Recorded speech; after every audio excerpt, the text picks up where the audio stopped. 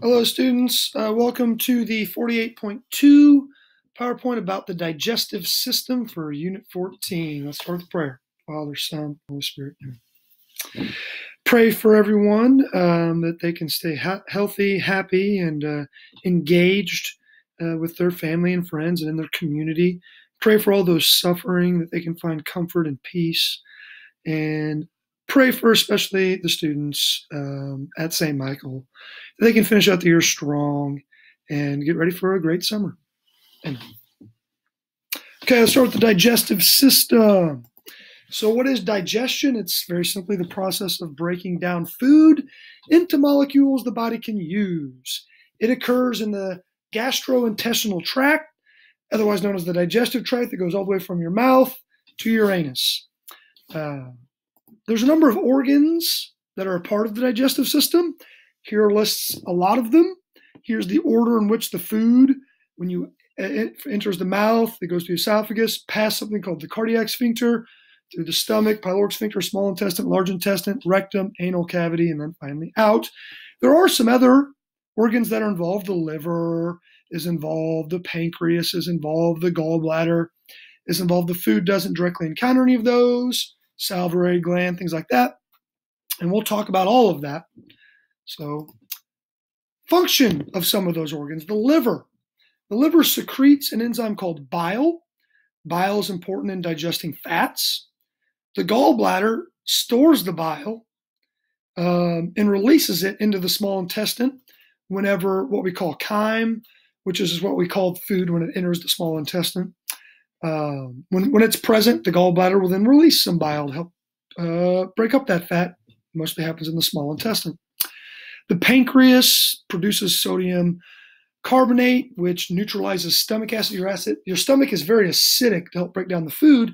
That amount of acidic environment can harm your body if it's not in the stomach, if it gets out of the stomach. So whenever the contents of your stomach release into the small intestine, you need sodium carbonate there to neutralize it, to not hurt your small intestine. It also produces many other enzymes which only work in higher pH values. Higher pH values are actually less acidic. If you remember, 0 and 1 are the most acidic. 7 is neutral. Above 7 is basic. So it does produce not only sodium carbonate, but lots of other enzymes. You also have salivary gland or saliva glands or salivary glands. I want you to know 3. You have the parotid, sublingual, and submandibular. And here's a diagram which shows where they are. These are the glands that produce the saliva in your mouth. Whenever we talk about digestion, we talk about it being either mechanical or chemical. You need to know the difference. Mechanical is the actual physical breaking up of the food, tearing it physically. Chemical digestion breaks up the food by chemical reaction. An example would be saliva, an enzyme called amylase, or any other enzymes. Mechanical digestion would be like chewing or the churning of the stomach. So you need to know the difference between those. Digestion in the mouth. There is definitely some mechanical digestion happening in the mouth. The incisors, the front ones, they help cut the teeth. The molars in the back help grind it. The tongue can help mechanically break it apart. And you also have chemical digestion happening. The salivary glands produce the saliva, which contains amylase, which is an enzyme that helps break down carbohydrates. Anytime you see the word CHO, that stands for carbohydrate. So digestion of carbohydrates begins in the mouth. In the esophagus, we call the food now a bolus. So once the mouth takes in the food and moistens it, we call it a bolus. That bolus will then enter the esophagus by going past the epiglottis. The epiglottis prevents it from going down your trachea. If it did, that'd be choking.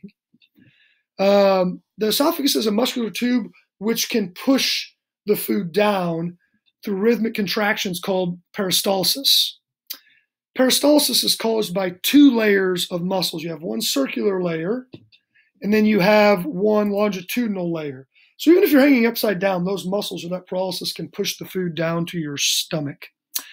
We'll pick up with the digestion of the stomach next, and